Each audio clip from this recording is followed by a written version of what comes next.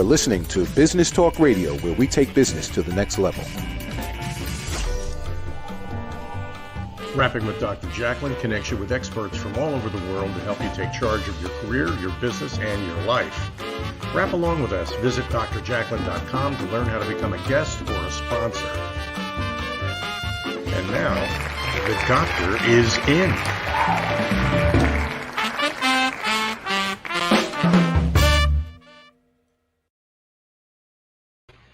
Hello and welcome, or hopefully it's welcome back to USA Global TV. I am your host, executive producer, director, and broadcast engineer, Dr. Jacalyn Kerbeck, and you are watching Rapping with Dr. Jacalyn, stories of hope, inspiration, and overcoming adversity. We are so thrilled to have you here. This week, we streamed our 400th show since August of last year, and this show is 413. I started with this show only with the Business Talk Radio. We were actually just on a phone with the radio station, and from there, we went to Zoom. And from Zoom, we went to StreamYard, and now we have 18 shows a week that we live stream right here. So this show is always near and dear to me because this is the one I started with. Let me bring out our guest, who is truly amazing. Her name is Debbie McCue. She is a cancer survivor, a momentum coach, a runner, and a Achilles climber. And she's here to share her story with us. Welcome, Deb. Hey, Dr. Jacalyn, how are you? I'm great, thanks. How are you? Fantastic. Happy Friday. As we speak, yes, it's Friday. It's Friday. I'm very excited. We have a comment already, by the way, from Vanessa Labarca. Hi, Vanessa. Hi, Vanessa. She's so great. Thanks for bringing us together. She's a good person. So, Deb, this show is about stories of hope, inspiration, overcoming adversity. And as I shared with you backstage, I wanted to talk about a little about the adversity that you have overcome, because people are going through a hard time. People have been going through a hard time, and some people are able to push through. Some people are able to find the tools that they need, maybe the support that they need. And we need more people like you coming forward to share your story. So start with when you first realized that things were not quite right with you and your body. Sure. So, I think it's funny. We go on this life's journey and we try and make these great decisions for ourselves. And for me, it started back in college, and I found myself on a fast track career-wise, and it took me to an amazing company that I still do work with, and my career blossomed, and I was offered so many opportunities that I think a lot of people might say, why would you ever not be happy with that? And part of the package that it came with was I met my husband. And while, that was always a dream of mine, it was something that, maybe caught me a little off guard. It was a great surprise, and it brought me to a new area of the country. I relocated. And we were, kind of that jet-setting life for a while. And things were fantastic. And there was no reason to say we wouldn't be happy.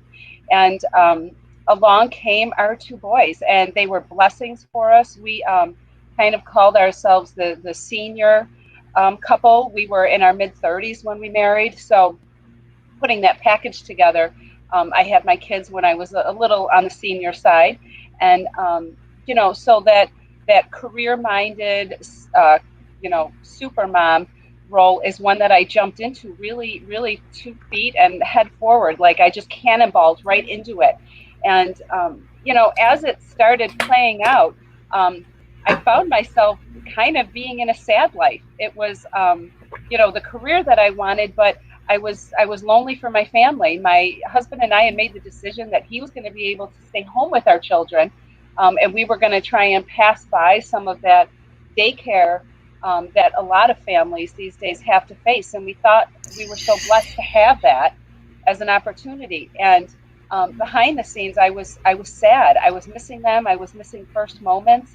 And, at my work, I was trying to show up the way I needed to at work. And I think that a lot of what was going on with that was putting me in a really bad space. And Not that I'm a granola-y kind of person, but I had bad vibes all over the place. And I found myself on a Christmas Eve. I was going into work and I was kind of knowing that it was going to be a long day and I was going to be missing my family. And I had fallen. And I fell when I was getting out of my car, kind of under my car, actually. And there was no ice. There was nothing. I was in Pennsylvania at the time. And when I did it, I thought that I hit my leg. I thought that I hurt my knee when I fell. And it was probably a solid month and a half after that that I was thinking I hurt my knee. So not only was I missing my family, we came off the holidays, I was upset about my leg hurting, and it was just all compounding. And I just found myself second guessing a lot of stuff. And as I was going through that, I thought, well, I got to get my leg checked out. And it was just another thing that I had to kind of take care of. And I went ahead and I did that. And I went originally to my orthopedic surgeon, just having had some knee issues in the previous years. I thought that maybe was aggravated when I fell. And as he was checking it out, I was actually in an MRI and they stopped it halfway. And all the nurses asked me to leave the room and go into a CAT scan. And that if anybody's familiar with that sort of a procedure, it's usually something that the doctor has to order. And, a CAT scan is kind of the next level. So it was odd. And they did it and they said, your doctor will probably call you tomorrow. And I was thinking, boy, I really messed up my leg now. Now I'm not going to be able to go for walks with the kids. And it was just one thing after another. And I quickly was told the next day that it was not my knee, that it was fantastic news. My knee was not the concern, that they had found something else. And what it was in the MRI, they had seen the top on my tibia and my right leg. I had an osteosarcoma, so I had bone cancer. And that was the message that he delivered that day. So I was sitting by myself. Yep. Let me just stop you right there. So thank you for your transparency and sharing that. I have heard of several people who have been injured doing something, and it turns out that the injury was nothing and they had cancer. And had they not gotten the injury, they never would have known about the cancer. But I'm trying to imagine you there by yourself, and you get that news. What goes through you? Is it complete panic? Is it fear? Is it anger? So I think, it's a numbness at first, like a disbelief, because I remember, how like when you go into the room, you're kind of sitting on that elevated table, and I had my hands under my legs, and I remember swinging my legs thinking I'm going to show him that my knee is okay and like try and manifest a good diagnosis. And when he told me that my knee was okay, I was ready to leave. And he was like, no, wait. And that's when he said, we're going to be sending you down to UPenn to an oncologist. And that was actually the way that he told me that I had cancer, that he was sending me to an oncologist. And I think part of it was, certainly everyone knows what the word oncologist means. But I was just looking at him like, are you talking to the right person? Like, this is not part of the situation we were trying to figure out. We were just worried about if I tore my ACL. That's all I really needed you to tell me. And you're taking us down a totally different path. And he's a wonderful man, but I think he kind of got stuck in the moment. He was looking at me by myself. I was starting to cry. And I just said to him, I said, what does this even mean? And he said, that's not something that I specialize in. So we're going to send you there. We made an appointment for you and they're going to help you with that. And he took, do you remember growing up, the brown lunch bags that you would go to school with? He put his card and a pamphlet in it, and he gave me a prescription for discomfort. And he said, you should be all set with this. And he left the room. And wow. How did you feel about that? It was, it was reminiscent of something that you're almost watching a movie and you had such an outpouring of emotion for somebody, but you just really wanted to not be connected to that moment. It was like, I want to have empathy for you, but I'm so glad that that's not me. But in that moment, it was me. And there was nobody in the room there with me or for me. And back then, it was the old flip phones. right? And that's the cell phone that I had. And I tried to call my husband, and he was at the park with the boys, so I couldn't get him. So I left, and I didn't know he was at the park at the time. I left, and the nurse said to me, "How did everything go?" To how do you answer that question? I said, "Well, not great." And she's like, "Well, are we scheduling a return appointment?" I mean, it was just Oh my such a gosh. it was such a canned process that I was in, and I felt like I was like knocking on all these windows saying, "This isn't normal. Like, can somebody please come with me on this abnormal journey? I don't know what I'm supposed to do. I don't know what I'm supposed to do." And they were treating it like it was normal. And I went down to my car and I tried to call my husband. And the only thing I could come up with at that point was to go back to work, because I knew I would find somebody that I knew. I knew I would see somebody. And I did, of course. And that's, kind of a whole other story. But, when you're asking, how did that feel? I feel like I can say how I feel now about it. I feel very angry that that's how the message was delivered. I felt like if he knew I was delivering that message, there could have been a question: do you want to come with somebody? Maybe just stage setting it a little bit. Mhm. But in that moment, I just felt like I knew what cancer was, but I couldn't put together that someone was saying that story was my story now. Like that wasn't it. And, I was thinking, oh my gosh, I'm going back to work, the very place that I kind of don't want to be, but I can't find my family. And do I belong anywhere? I don't feel like I belong at work. I don't feel like I can go find my family. And it was just a tremendous feeling of loss. I didn't know where to go or what to do. So you're given this cancer diagnosis. It sounds like it was almost like a manufacturing line. Next, next, next. Just, yeah. Okay, bye-bye. We'll see you the next time you come in. And you can't reach your family. And you went in thinking that you were going to get a diagnosis about your knee. So I'm just imagining the terror, the fear, what's next? What's next? So you go to work, and then what happens? Well, so to the what's next, I thought it was supposed to be in that brown paper bag, and it was just this pamphlet of nothing. So that didn't give me the answer I was looking for at that moment. So I did go to work, and I actually found my manager at the time, my boss. And when I walked into his office, he just looked up at me, and he knew that something was wrong. And I think that was the most spontaneous generosity and grace that I've ever seen someone have. Because how do you do that, right? You're in the middle of your day, and picture someone walks into you and is the only one in the world that knows that they have the story, and you're the one that they tell it to. And he sat with me in that moment, and he said, "I don't know what the solution is going to be, but we'll figure it out together." And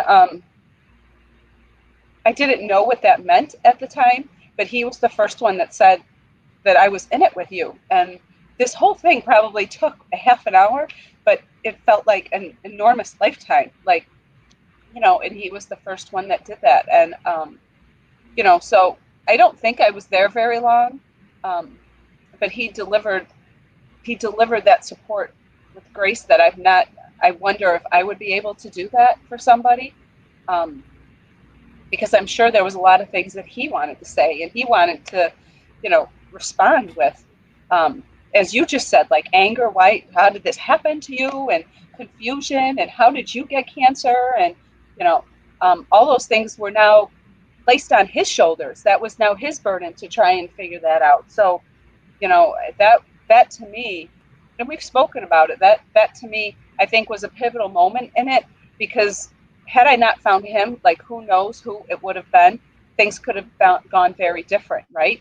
But quickly I was able to find my husband and my kids, and I was able to go home, and then I had to deliver the message again. And at the time, my kids were 2.5 and just 4. They were 15 months apart.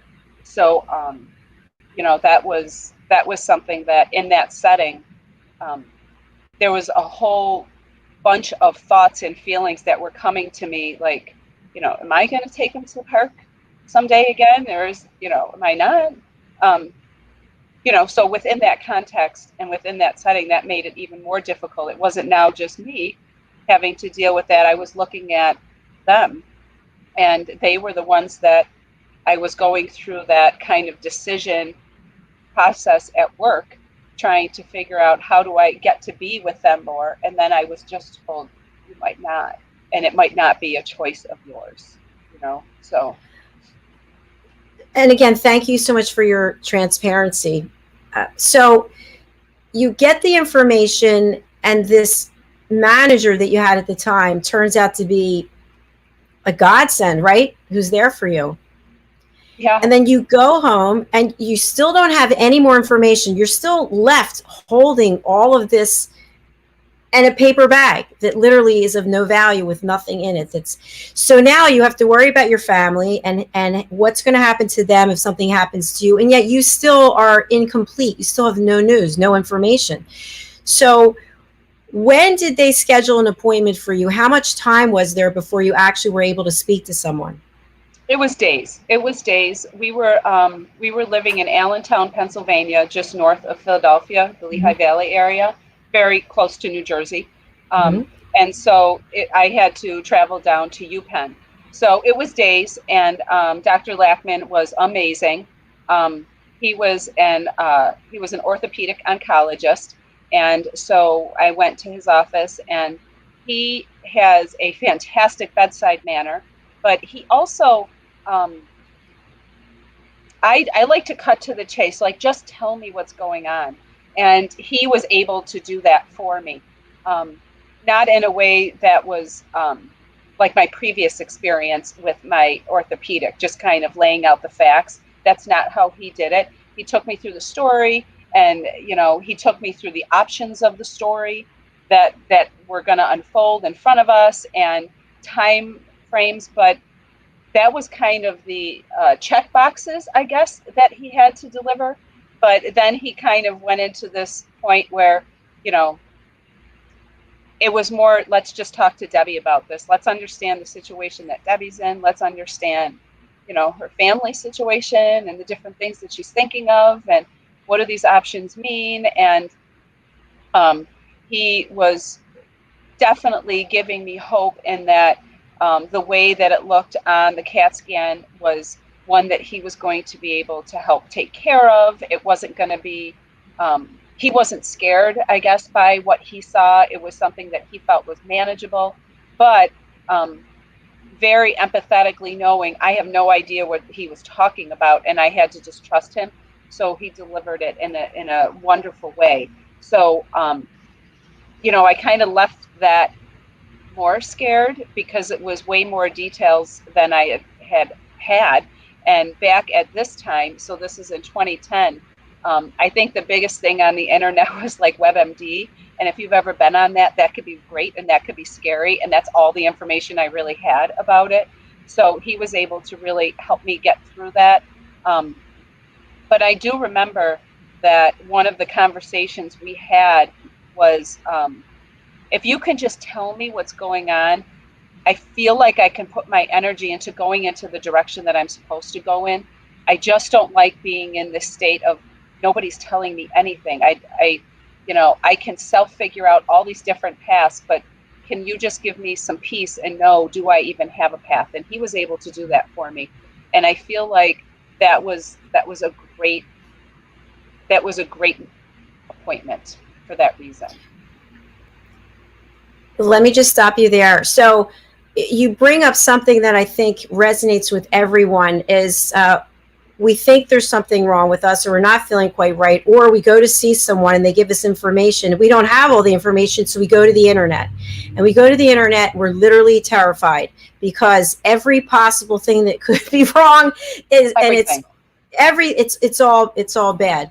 And yet we don't have any guidance or direction, and there's time in between doctor's appointments that the mind is starting to wonder, well, what is this going to look like, and how far along is it, and how long have I had it, and what are the next steps? And so I can only imagine what that must have been like for you with your husband and young children. So my heart really goes out to you for that. That's got to be and thinking back on it, I'm sure it's still painful. Yeah, and it's there's so many things, right? Like I always say, like you look in the rearview mirror. My friend and I say this: things should look smaller, right? When you look in the rearview mirror in your car, they should look smaller, and you should always look forward. That's such a big window. Like look there, you know. But when I look back at that, sometimes it feels really big. Like I still feel that. Like I'm sitting there swinging my legs on that table. It's not gotten so small yet for me, even though I feel like I'm better. But that's one of the things I feel like that makes me just feel like people deserve a better experience than that. So if there's something that I could ever do to help with that, there's lots of reasons that I've become the person that I am, but sure, it's to bring awareness to cancer and to try and stop it, but to help make someone's journey better, you know, because that lonely feeling is one that I don't wish on anybody. Absolutely. And this is about your story. I think about the physician. When you were telling me the story, I thought, wow, that guy sounds, I'm assuming it's a man, but sounds really closed off. And maybe was so surprised by the diagnosis that didn't know how to handle it, which doesn't give him a pass. But I'm trying to think of what could possibly be the reason. Anyway, I want to hear more about your story. We need to take a break and hear from some of our sponsors. But this is really appreciated because there are people out there now who are going through a diagnosis or maybe went through an experience where they just felt like I'll never forget what you just said. You were given a paper bag with a card and a pamphlet. Have a nice day. We'll see you later. Yeah. That says a lot. Yeah. All right, stay with us. We will be right back. We've got more story to share, and then we're going to hear hope and inspiration as well. We're going to hear from our sponsor right now, Listening to Smile, frequency-based music. The music, services, and programs that we offer at Listening to Smile are based off of scientific studies and research, along with our own personal experiences and testimonials from our clients and our affiliates that we work with worldwide. My own personal journey began in around 2010, and I tried to find relief from a chronic illness that I was diagnosed with.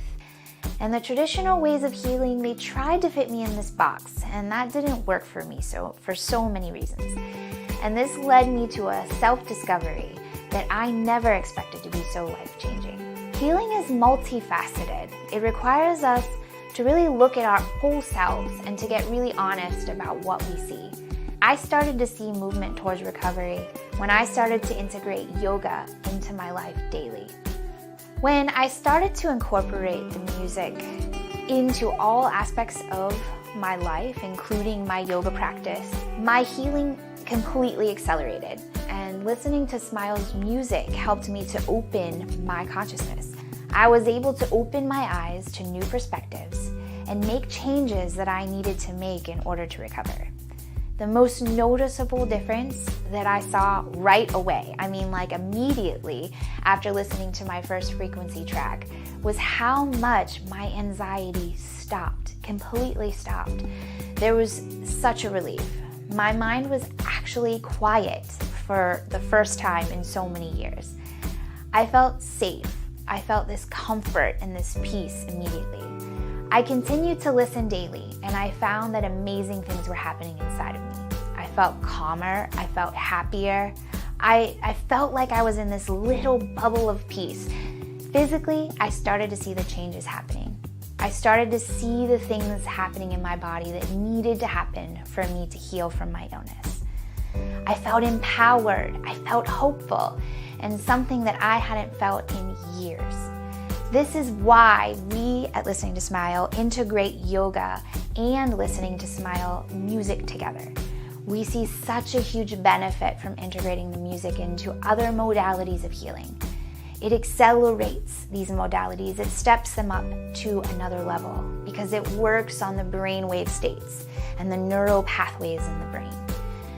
This is something that is not very easy for us to do alone at home, but the Listening to Smile music makes that possible. This is where real change happens. This is where the body and the mind sync up and work towards health of the being as a whole. That is true health. And listening to smile frequency music will get you there.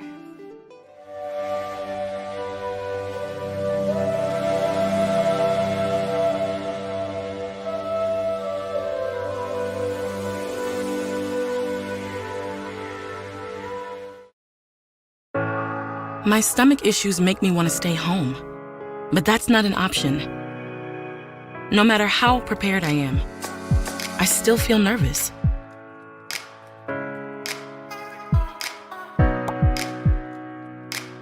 Enough is enough. If this sounds familiar, the Crohn's and Colitis Foundation can offer you support and connect you with a specialist. Don't keep your symptoms to yourself. Get help at spillyourguts.org today.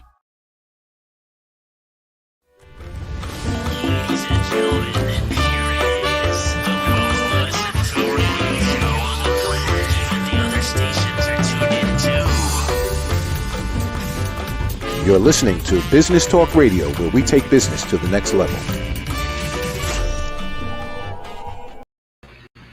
Hello and welcome back to USA Global TV and Business Talk Radio. You are watching Rapping with Dr. Jacalyn presents stories of hope, inspiration, and overcoming adversity.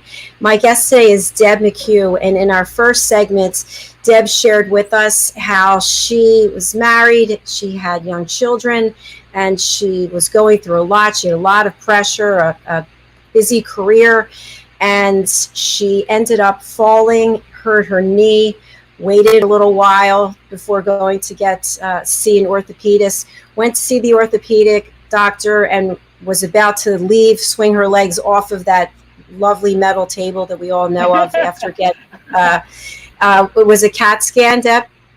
It went from MRI to CAT scan. Yep.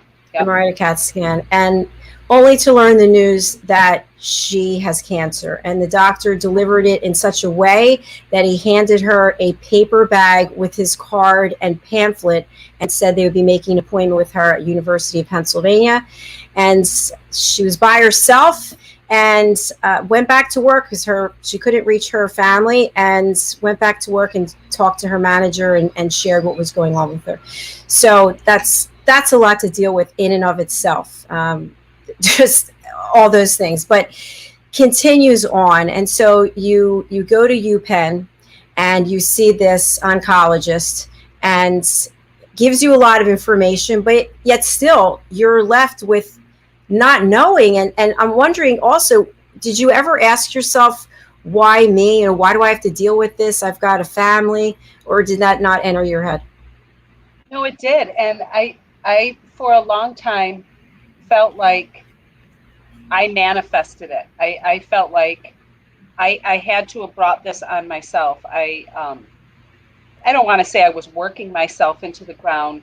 I was working a lot of hours and carrying a lot of different stresses and emotions. There was a lot of fun times too in my job, but I missed my family desperately. And I was in this constant battle going back and forth on, geez, I've accepted this responsibility to be the provider for this family, but I'm not a participant. And then I would come to work and they need me to be a participant, but I don't want to be there. So as I was going through this whole process, I thought, this is yet another thing I brought on myself. And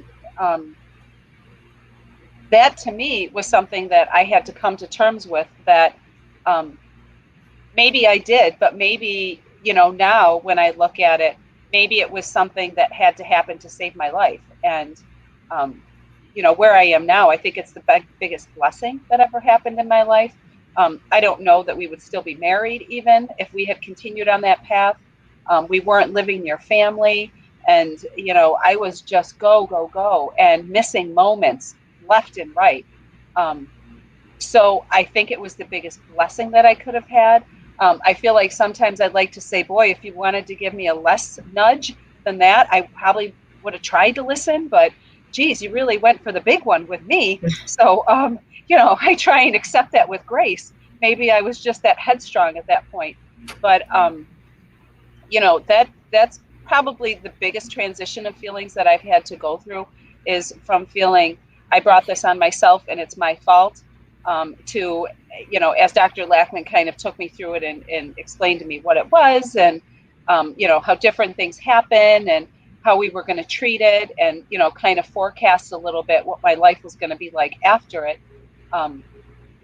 I decided to, you know, work on my mindset a little and try and transition into, okay, I've been given this, you know, canned, you know, a lot of people call it the wake up call. Now, what am I going to do with it? And I remember in my support group, they would often say that when you come out of this situation, there's two ways to look at it, that you're either, I'm so glad this is over, I'm just going to go back to the way things are and try and forget about this, or you're of the mindset that, okay, I see that this was given to me. I feel blessed that I was able to come out of it and I'm still here. Now, what am I going to do with my life? Like, you know, there's two very different directions that you can go. And the first one is the one that I didn't want, just to like go back to the way it was and say, whew, I got lucky on that one. I really took it as a responsibility. Like, now what are you going to do? What are you going to do with this? You know, at the time I was in my early 40s, and, you know, I have always said I'm shooting for 100. So I sure had a lot of years left, but they weren't gonna go very well if I stayed on the same path. So I took the second choice, like, what are you gonna do now? So that was kind of the transition of my mindset as it was. So, Deb, when did you actually start working on mindset? Was it during the treatment process? Was it like what? And by the way, what was the treatment, if you don't mind sharing?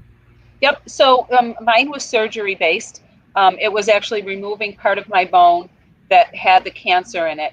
And they actually put a fake portion of bone in my leg. So they had to kind of remove it and put it back in. I remember the day I got the call that it was stage 1 going into stage 2, and that it was very close to hitting my bone marrow, because it was my actual bone that had the cancer on it. And that was the best call that I got, because it wasn't bone marrow cancer, which is an entirely different journey and story. But it was like kind of a affirmation of that wake up call. Like, are you listening to what I just told you?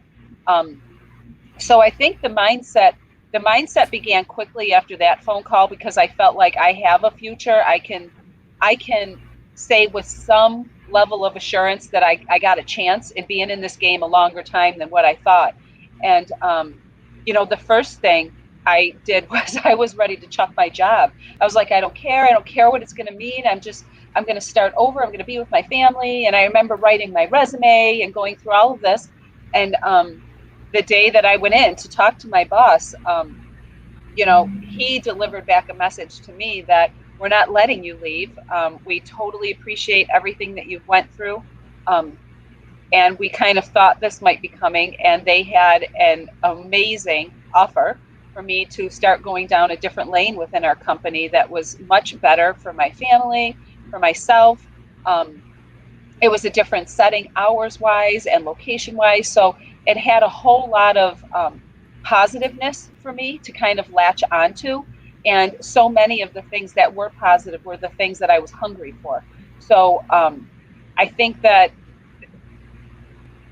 can I say the name of my company? Is that? Yeah, sure. Is that okay? So it's Wegmans Food Markets. We're based out of Rochester. They're down in New Jersey. Love Wegmans. It's a fantastic. It's the best place in the world, not just as a shopper, but for us that get to be employees. And at the time, I was a store manager, and so I was kind of raising my hand, saying, I don't think I can do this anymore. So they were super creative and helped me kind of start a brand new career, and, you know, kind of redefine it on my own terms, and, you know, kept me at that same valuable employee feeling like I was making a difference every day. And so that's really when things started picking up momentum. And I don't think at that point I knew much more than that, but I just knew my direction was different. And so, you know, conversations with Dr. Lackman and at work with my leaders, and things started to kind of take on a different feeling for me, so I could feel better about myself and I could put myself forward the best way I could. differently, I guess. It's incredible. You went from being completely unsupported with that doctor with the paper bag. I will never forget that paper bag, to being in a company where you're totally supported. It's never like more support than 100%. Like, is there more than 100% really in this world? They deliver that. I mean, it's just, it's crazy. And it's something that, you know, some may know that company as I speak about it from different perspectives, but, you know, I think it's interesting to me that at the moment I found out, I was able to go there, and it was a replacement, but it was equal to the support that you would get from a family. And throughout the entire journey, they've never wavered from that. And as I've been on this journey of like self-discovery and pivoting and things, they have always been there, you know, my number one fan, going through all these different stages. And, you know, I feel like they've given me the ability to shine differently for them, even, you know, to maybe provide to them things that maybe they didn't know that I could do for them. So, you know, it's just, it's amazing. It's amazing. I love hearing that. I was in the corporate world. I sold employee recognition programs for, I think, 18 years. And I always love to hear stories where employers really have a culture of appreciation and awareness. And this is a step above. Oh, 100%. And, you know, there's so many examples. Like, I am not the only example. It's all over the place. But I think what's neat, like, you know how I was saying that it felt like a canned response that the doctor was giving me.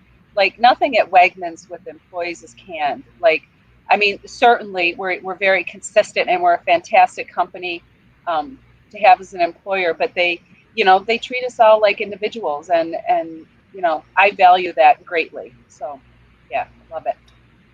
I'm a huge fan of Wegmans, and now they just went up another level. So,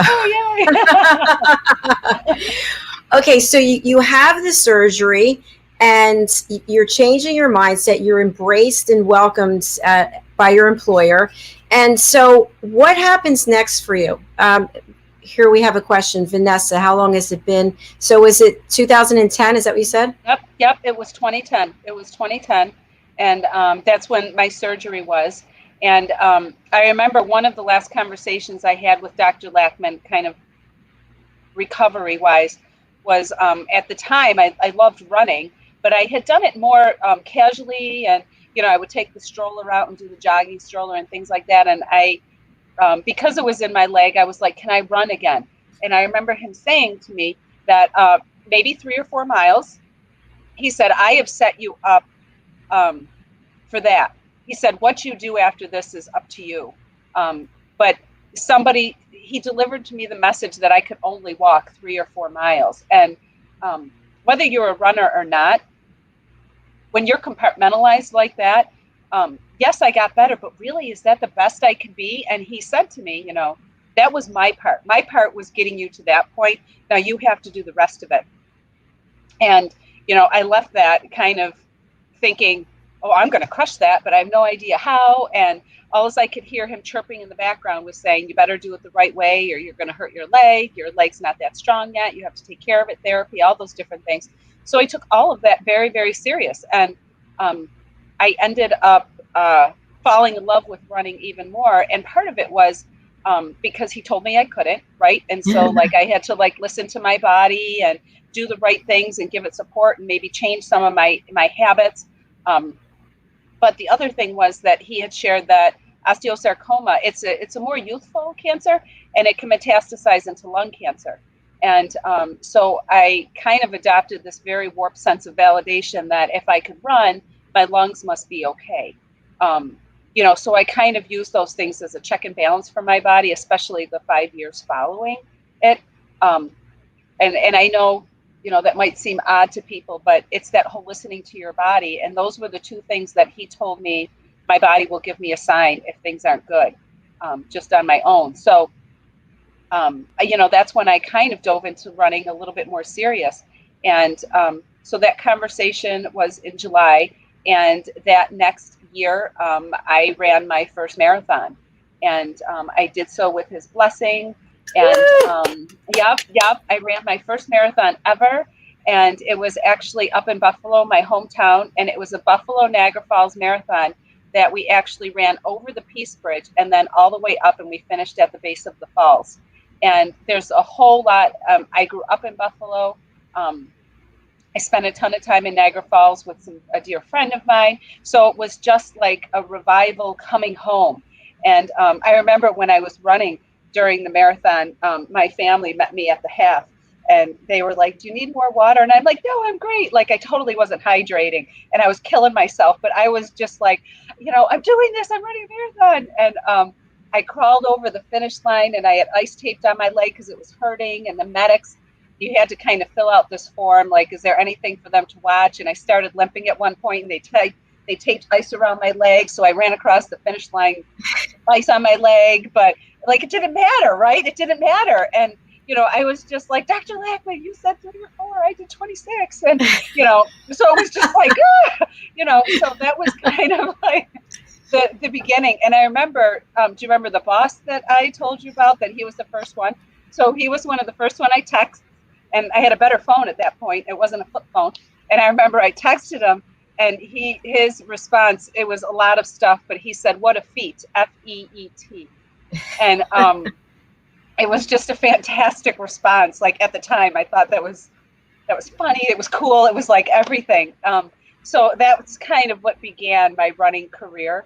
And so wait, I want to stop there because everyone's thinking, I'm sure, she just went out and did a marathon. Like, did you work your way up to it? I did.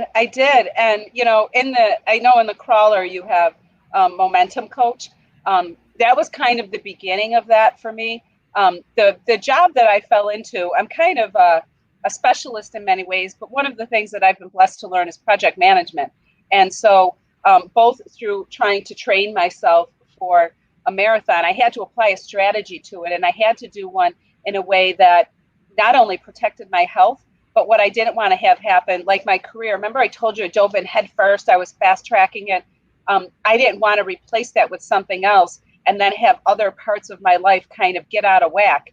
So I had to apply a strategy, and part of the strategy was about my health. Part of it was, running that distance. Part of it was hugely balancing my life and making sure that this could be a complement to my life, and it wasn't going to take me away from the life that I fought so hard to be in. So it was a huge learning for me. It was a slow process. I didn't do like a 3-month training. I did like a 5.5-month training. And I remember one of the best things, my kids were still young, and I had told them, and we still do it, chocolate milk, wives' tale. One of the things is it's the best thing to have after a run. So every day I would come home from a run, and they would have a big glass of chocolate milk, and we'd sit there together and talk about my run. And it was just all of those things that I made sure that my life was embedded in this thing that I was doing, and that I didn't go down that rabbit hole again and just find myself in a different rabbit hole with the same situation. And I think that's one of the biggest learnings that I came out of it. And so then when at Wegmans, I started learning project management. I thought, project management just isn't something that happens in a company. We all have to understand in our lives how to achieve balance. But when we have a goal, I call it an I did it moment. When we have something that we want to say we did it, it could be having our family over for Thanksgiving. It could be running a marathon. It could be, you're an entrepreneur and you're trying to figure something out. To the degree that you could apply a strategy to it, not only gives you momentum, but it helps inspire you and inspire those around you. But the best thing is it keeps you balanced and it doesn't overload you. And, I've adopted a couple of different things over the years to go along with that. And it's kind of brought me to where I am now, successfully being balanced, but doing things that I never imagined in my life that I would do. All from, you're only going to walk 3 miles. I have to say, I absolutely love the energy and the passion and the way that you lit up as you were talking about all of this, because it sounds like it was an awakening that unfortunately came with a cancer diagnosis, that you weren't living the life that you really wanted to live, but yet you kept going, just doing your work and showing up and doing what you had to do. But inside you were just unhappy and trapped. Yeah. And I think that when we're younger, it's so easy to fall into that, right? You're making these massive decisions in your life. And sometimes when you're in that academic or that school world, like that resume is building and you just keep chasing it. But then these big decisions that you make along with it, family and life and where you're going to live, they come along with it, and they both have a level of permanency that it kind of locks you in. And sometimes you end up looking and going, wait, this is not what I signed up for. What, I didn't plan it this way. And for me, I feel like I got to a point where I kind of knew that the plan wasn't unfolding like I wanted, but I had no idea what to do. And I just internalized the stress and the sadness and the loneliness, and it manifested as cancer. I believe in my heart. I believe that was God's way of saying, here's your way out. Do you want it? Mm-hmm. Mm-hmm. I believe it too. I believe it too. I have 3 autoimmune illnesses, and I've been very sick most of my life. And I left my career, retired last year. And a lot of the reason I left was because of my health, because I had to travel all over, and I just have issues that made it difficult. And during the pandemic, they all went away. Yeah. So it's kind of amazing. I said to my mom, I said to my mom last night, I can really see why. And I used to think this was kind of crazy. People would be like, oh, I'm moving to an island. I'm going to an island. I'm going to make flip-flops. I'm going to make straw hats. But, if you're not in your lane, if you're not doing what you're really passionate about, the body is you keep pushing down all the feelings, pushing them down, and all of a sudden it erupts in some way. So I'm so happy for you. Yeah. I just really appreciate you telling the story, and that it's turned out to be a positive one. I'd love to hear about you as a momentum coach and how you help people. So so it's on the side to Wegmans, but I'm just a personal momentum coach, and a lot of what I do really is just connect with others. And what we do is we talk about, sometimes it's a lot of their life that they're just trying to figure out. And I follow the ULA lifestyle, and it's a framework, and it helps me say, what are the different buckets in my life, and what am I trying to keep balanced? And sometimes one of those buckets isn't balanced. So if we want to dig into it, let's dig into that. But if that's not what you're looking for, and if you have a project, or you're an entrepreneur and you're trying to figure out, a certain aspect of how you're going to build up your business, or you're just trying to have Thanksgiving dinner, whatever it is, we apply a strategy, and we go through and we understand what's our umbrella goal. And then we decide each of the buckets, and we put ourselves in a place where we know what we need to do and when. But every step forward we make, we are taking a step forward. The worst thing in the world is to be in this crazy world of busyness. And I did so much, but I am no further ahead than when I started. And I learned that in my marathon, right? Every single step that I took had to get me somewhere, and it had to push me to a place that I was getting closer to that end goal. And so that's kind of the philosophy that I apply. I take my project management skills, and I take some of these learnings. And so I just help individuals gain momentum. And it's a wonderful, graceful process, and we have visuals, and we have fun, and it's personal. For some of the folks that I work with, it's probably the first time they have ever actually sat down and choreographed something that's them. A lot of times we have all these influences coming in, but when you actually get to sit down and say, this is what I care about, this is a goal that I have, and this is what I want to achieve, can I do it? Once you see the plan, and you understand how to fit that into your life, you're like, I can totally achieve this. And that's an I did it moment. Right? I did it. I always talk about Tiger Woods when he sinks that putt. He's fist pumping. I did it. We all deserve that. Not just our kids when they're out on the basketball court, or, having some of those first times. We should have I did it moments our whole life. And that's what a momentum plan gets you. So that's what I love helping others with. And, for me, I have some pretty big projects going on in my life, and I'm hoping that I'm role modeling that you can have your balanced life, and you could go after I did it moments, audacious or not, and they can be things that will inspire you, might inspire others, or just be so fulfilling that it makes you hungry maybe for a little bit more. So. Wow. I just love to see you all lit up. It reminds me of a Christmas tree. Oh, thank Beautiful. you. I do feel good. I do feel bright. Well, I'm so happy that you're here and sharing this story. We do have a comment. J'adore baby. I think that means I Hey, love you, baby. baby. Yeah. Thank you so much. All right. Fantastic. So for the last part of our show, I'd really like to kind of parlay how it was versus how it is. So when we have people who are out there who are not happy with their lives, blaming everyone, maybe blaming themselves, whatever the case may be, but not taking action. We see what happens when we're unhappy in our life. Maybe something happens physically that now we have to move into action and make a change. So before people have to get to that step, what would you share with them how to create that momentum to get out of your own way and find and follow your passion? I think it always starts with your mindset. I think that there's so many influences in our days and in our lives that are almost telling us how we should feel, or painting a picture like when I was kind of in my younger career days, people would say, how could you not want this, right? This is like what you have to want. Okay, all right, so I guess I have to want that. And I think you have to make sure that you can take back your identity and you can know who you are and where do you want to go. The moment that you don't have that, I think your momentum is going to drop because you're going to be chasing something that somebody else says that you should want or somebody else wants. And that's the biggest gap that I think is not overcomable, at least for me.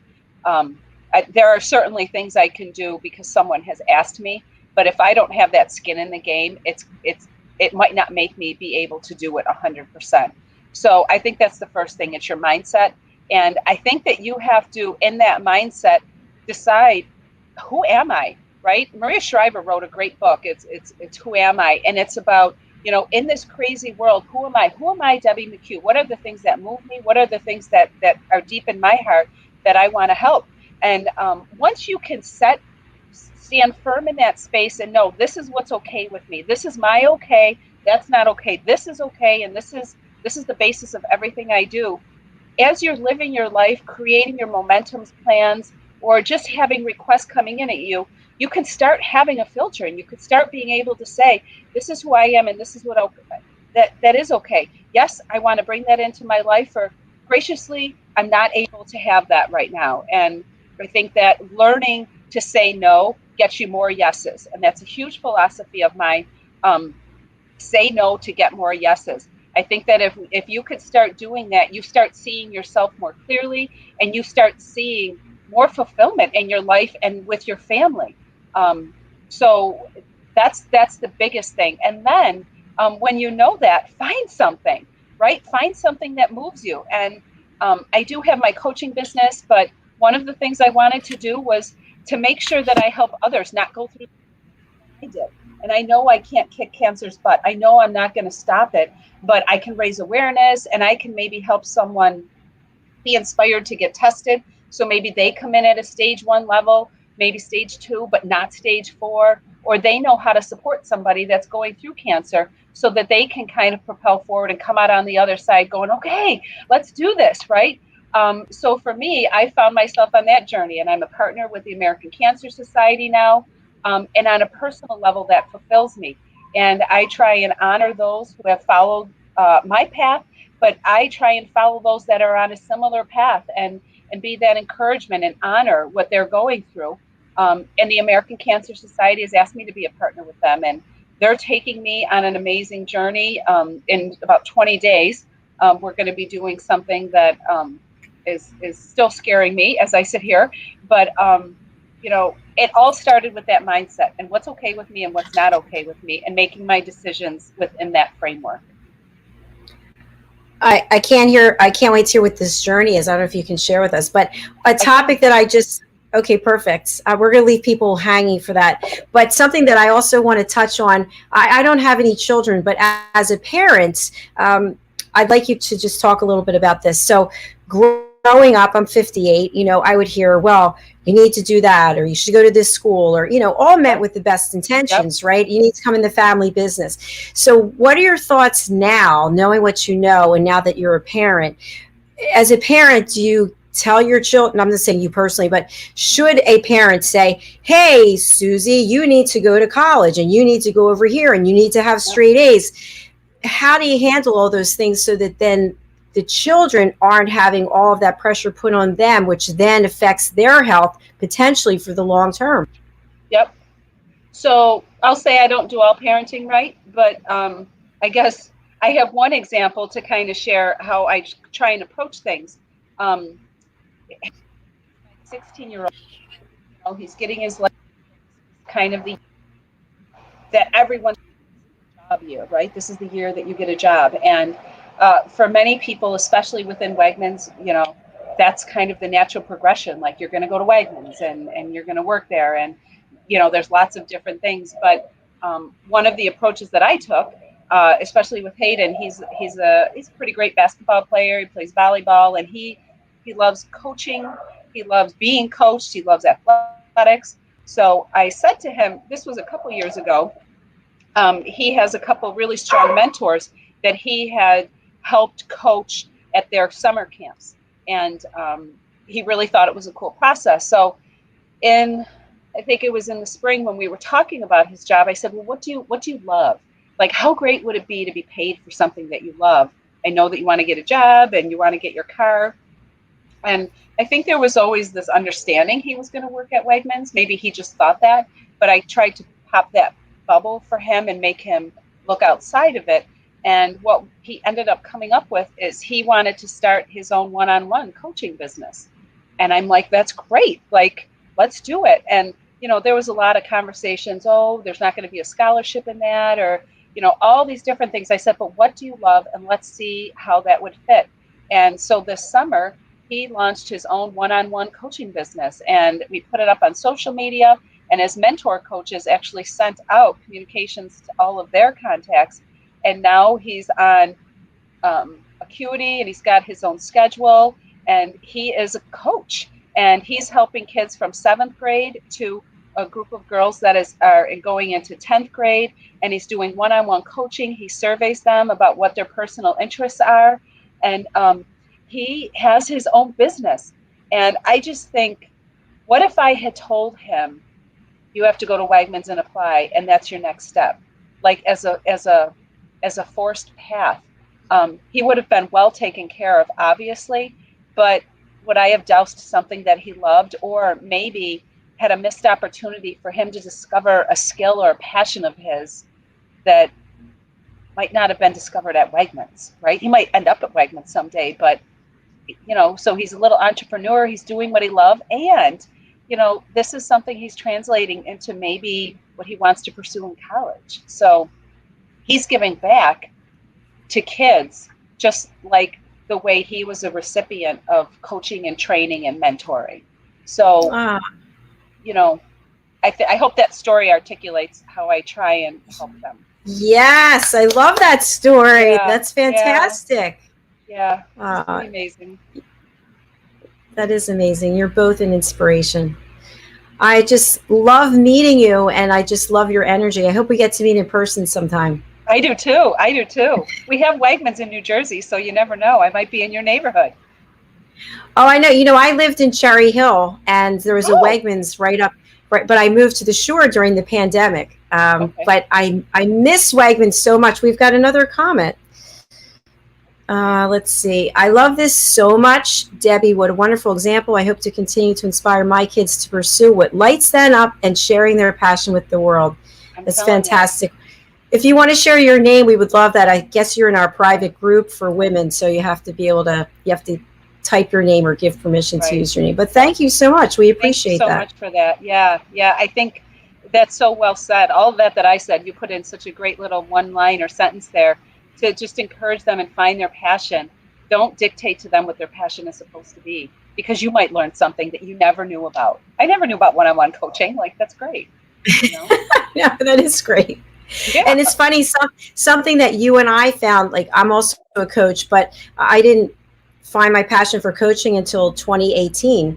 But maybe if I hadn't done all the things I was supposed to do, then I could have found coaching before. But who knows? It's a journey, and we learn all along the way. Yeah, it makes up who we are. Yep. Yes. Well, Debbie McCue, it has been an absolute pleasure, and thank you to Vanessa Labarca for introducing us. And if you are in Cherry Hill, please give me some advance notice and let me know about an hour and 15 away. I will. Can I just, and I know it's a big teaser and I'd love people to reach out, but one of the things I'm doing with the American Cancer Society is August 6th, I'm going to Africa to climb Mount Kilimanjaro with them. I have, there's my gear. It's right back there, actually. There's a lot of my stuff, but it's, I did partner with them in a fundraiser, but to help raise awareness. And if anybody out there heard the story and they would love to maybe learn a little bit more about it, or maybe support us as a team that's climbing Kilimanjaro, in that link, they can certainly find it, or just message me. And, I would love to share part of that experience with you as well. There's a lot more after the story. So maybe we can do that together. So if I could get in that little snip, if that's okay, I would. Of course. Debbie, are you going to do any Facebook Lives or anything? Not while you're climbing, please, but when you get to Africa? I am. So every day I run, I do a dedication run when I'm running. So anybody that supports me, I actually dedicate my run to them and honor them. And then when I go to Kilimanjaro, they said we're going to have some spotty connection, but I'll be able to share the story, and I'm going to be videoing so that way everybody can see it. And maybe I'll do something special at the top to say thank you to everybody. That's what I'm trying to figure out. So, yeah. So we can donate to your cause using this link that's going across? You can, yep. If you click on that right at the top, it's my climbing Kilimanjaro, and I have a website set up for it, and it has a lot of my story and my videos, and you can kind of follow our team. And I would love any support, both just message-wise, or if there's something fundraising-wise you can do, that would be fantastic as well. Yeah. And Deb, if you can do me a favor, after the show, if you can go on to Facebook or YouTube or any of these places and put that link in there, I'll make sure to share it. So, because people can't click on it when they see it going by.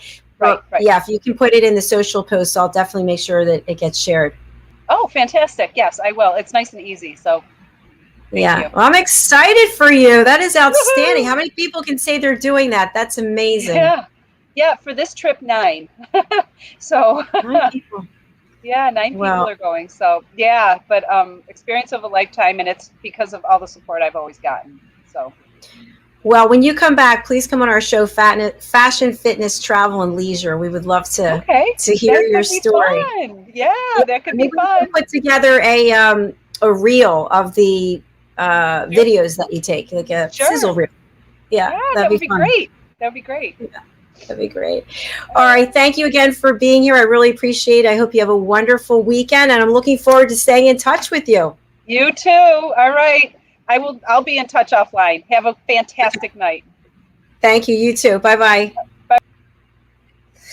She was amazing. You know, folks, here's something interesting. So there was a guest who was supposed to be on today, and for whatever reason, wasn't able to make it. And so reached out to Vanessa, and she came up with a guest, and the guest is Debbie. And so Debbie, it's not like Debbie booked 3 months ago or 6 months ago, but she was meant to be here today. I hope you realize that. So sometimes things happen that are unexpected or unplanned, and just go with the flow, because you never know. I mean, if the situation didn't happen, then Deb wouldn't be here today. We wouldn't hear her incredible story. And now she's going to Africa for the American Cancer Society. That is just so cool. So thank you again, Deb. Thank you, Vanessa. A couple of announcements. I am working on my second and third book. I'm doing them at the same time. And I've already got everybody that I need for the second book, which is Behind the Mask, Stories of Hope, Inspiration, and Overcoming Adversity. My third book, I am looking to interview people. It's on a topic that I know nothing about. The book is called Behind the Tattoo. And basically, I have never really been a fan of tattoos, didn't really know anything about tattoos. And during the pandemic, I watched Ink Master, and I saw there's an incredible amount of thought and effort that goes into tattoos. And now I want to interview people who have tattoos and hear their stories. So if you'd like to be considered for that, please do reach out to me, Jacalyn at drjacalyn.com. The other announcement that I have is that we are USA Global TV now. We have streamed our 400th show, as I mentioned, since August of last year, and we are continuing to expand. So if you would like to be part of our team, our family, we have a team of people, I call them expert presenters. Deb, you might be interested in this when you get back. This is for coaches, consultants, and trusted advisors. And you come on our show. We have 6 shows a week, and you present a lesson to help make us better personally and or professionally. In addition, we are able to take those lessons, edit them out of the show. We ask you to put together a 5-question quiz, and then you can put them up on our learning portal and make them available for purchase. People can get certified on your content, and playlists have between 8 and 10 lessons in them. So you can create 2, 3, 4, 5, 10 playlists, whatever works for you. And you can even use content that you already have developed on your own. The last announcement is that we are planning our in-person event, Journey to a Better You, which is going to be in Orlando. I think it's the 3rd week of October 2022, not this year, next year. So we are going to start pre-selling that. That is for the first 1,000 people. Who is it for? Coaches, consultants, trusted advisors, people in human resources, people who supply to all of these industries. So you can attend as one of those coaches, consultants, etc., or you can attend as an attendee who wants to learn from this audience. So we have opportunities for sponsorships, for places on the trade show floor. Also, if you're interested in being a keynote speaker or running a workshop, maybe you've written a book, you want to do book signings, we have all kinds of opportunities. So please do reach out to me, Jacalyn at drjacalyn.com. Thanks again for listening. Thank you, Deb. Really proud of you and happy for you, and so glad that we met. And thank you, Vanessa. We'll see you again Wednesday. We stream Wednesday, Thursday, and Friday, 18 shows every week. Take care. I'm going to leave you with this beautiful music video. It's by 2 sisters from Cardiff, and their name is The Debutantes. You can follow them over on Instagram, Victoria and Lavinia, and the name of their song is Paradise. Have a great